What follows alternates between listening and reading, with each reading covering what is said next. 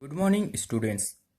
Today discuss Contemporary India 2 Social Science Geography Class 10 Chapter 1 and chapter name is Resources and Development Part 1. First, what is resource? Resources are free gift of nature and it satisfy our daily needs. So, resources are important for us and without resource we cannot survive. The definition of resources is everything available in our environment which is technologically accessible, economically feasible and culturally acceptable and also can satisfy our needs is known as resource. Suppose you collect a timber from a forest, but you cannot use it and it's not satisfy your needs. Then this timber is not called resource. But if you make a chair and a table from this timber and it satisfy your needs and you also utilized it, then this timber is called resource. Example: solar energy, wind energy, water, forest, minerals, human, wildlife, etc. Here we see in a picture, human beings are interrelated with nature, technology and institution or organization. Human beings are important components of resources because human beings interact with nature through technology and create institutions to accelerate their economic development. Means human beings collect resources from the nature through technology and skill and make resources in an institution or organization.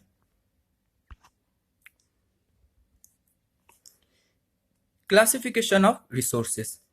There are 4 ways we can classify the resources. Number 1. On the basis of origins, there are 2 types of resources. One, biotic resources and number 2, abiotic resources. On the basis of exhaustibility, there are also 2 types of resources. Renewable resources and non-renewable resources. Next, on the basis of ownership, there are 4 types of resources. Individual resources, community resources, national resources, and international resources. And on the basis of status of development, there are also 4 types of resources. 1. Potential resources. Number 2. Developed resources. Number 3. Stock. And number 4. Reserves. Now discuss every classification of resources. First, on the basis of origin. There are 2 types of resources. Biotic resources and abiotic resources. Biotic resources are which obtained from biosphere and have life are known as biotic resources. Means all the living things or organisms are known as biotic resources. Example: flora or plants, fauna or animals, human, fisheries, etc. Abiotic resources. All non-living things are known as abiotic resources. Example: rocks, minerals like copper, iron ore, land, etc. On the basis of exhaustibility, there are 2 types of resources: renewable and non-renewable resources. Renewable resources, the resources which can be renewed by the physical or chemical process, are known as renewable resources. These resources are infinity. Example: solar energy, wind energy, forest, wildlife, etc.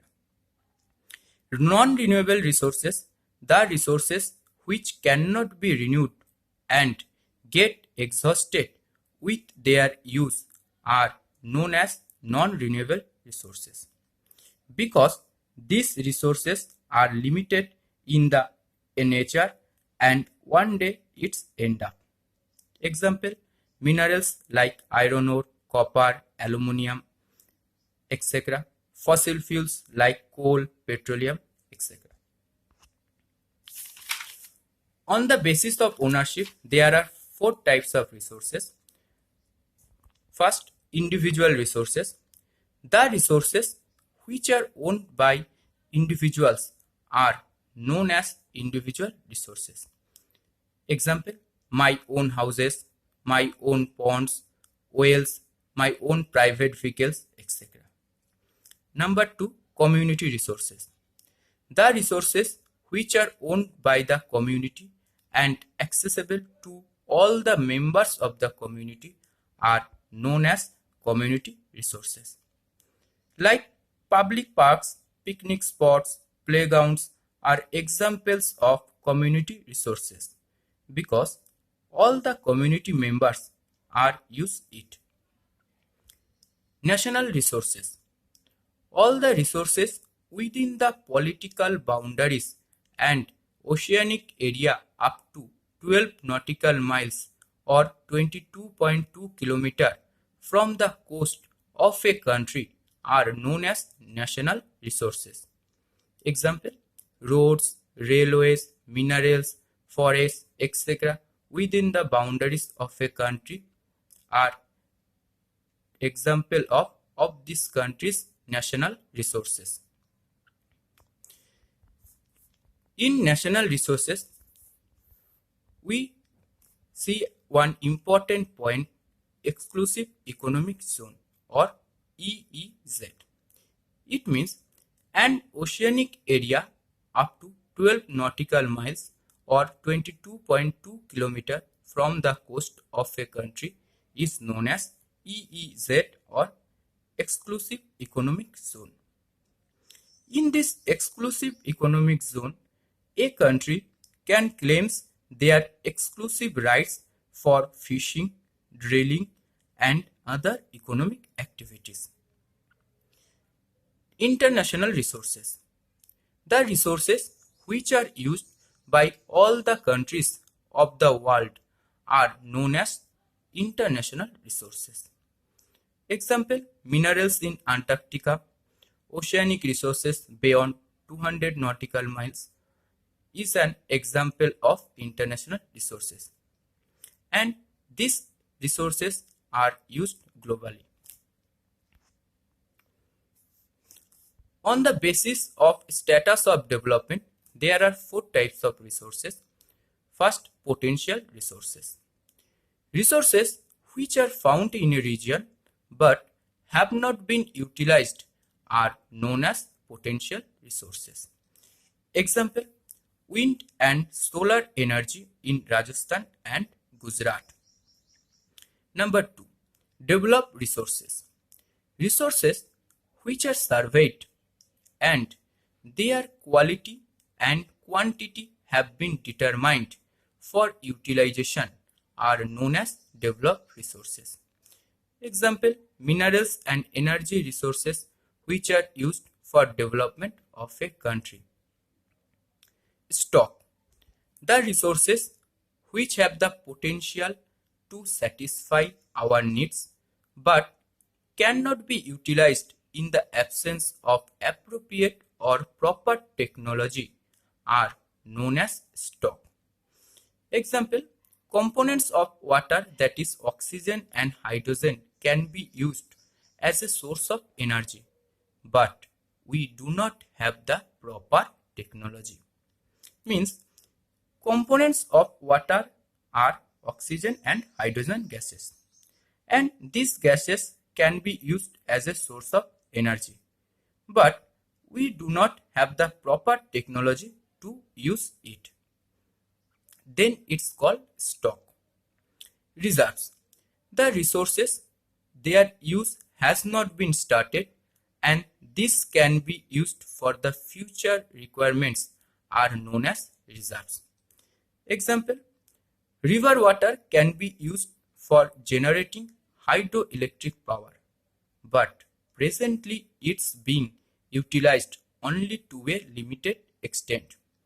So, we know river water can be used for generating hydroelectric power, but sometimes it reserves for the future generation. It's called reserve. Now, development of resources. Resources are important, and why resources are important for us?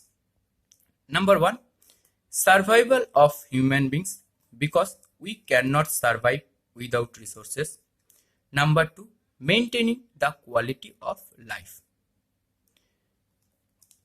Major problems of indiscriminate use of resources, or what are the major problems are? Number one, depletion of resources for satisfying the greed of few individuals, because few greedy or selfish persons maximum depleted the resources.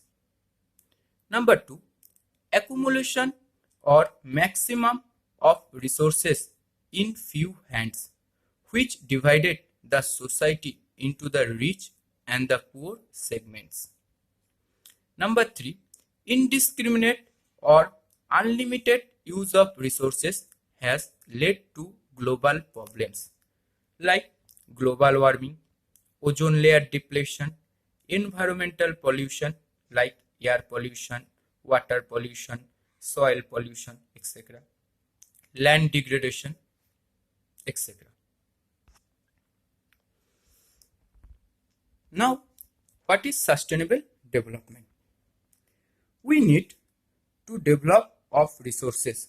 So, sustainable development is important.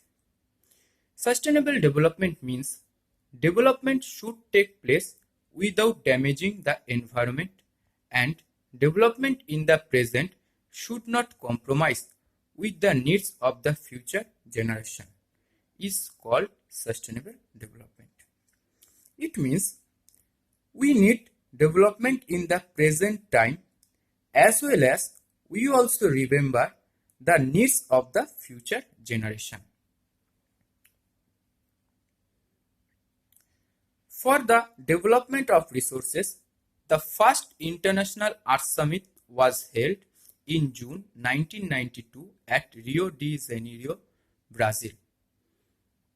It was addressing urgent problems of environmental protection and socio-economic development at the global level. In the first International Earth Summit, Agenda 21 was adopted.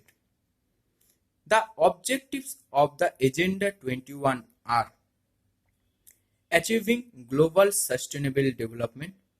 Number two, fight for environmental damage, poverty, diseases, etc. Number three, globally cooperation on common interest and share responsibilities. Resource planning. Resource planning is the widely accepted strategy for judicious or proper use of resources. And resource planning has importance in a country like India, which has enormous diversity in the availability of resources. Resource planning in India are: first, identification and inventory of resources across the regions of the country. This involves first surveying, then mapping, then qualitative and quantitative estimation and measurement of the resources. Number two, evolving a planning structure with appropriate or proper technology, skill, and institutional setup for implementing resource development plans. Number three, matching the resource development plans with overall national development plans. It's all are important for the resource planning in India.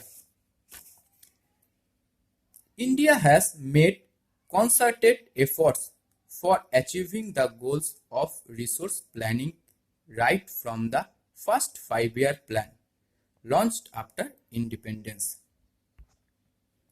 Conservation of resources. Conservation of resources are important because we all know we cannot survive without resources. Number 1. Resources are needed for any development activity because a country cannot develop without resources. So we need to conserve. Number 2. Overutilization and overconsumption of resources may lead to socio-economic and environmental problems. So we do not overutilize and overconsumption of resources. Number 3. Resources are overexploited by some greedy and selfish individual. So it stop now. So to overcome these problems, resource conservation at various levels is important. Thank you, and next day part 2 of this chapter is discussed, which is land resources and soil resources.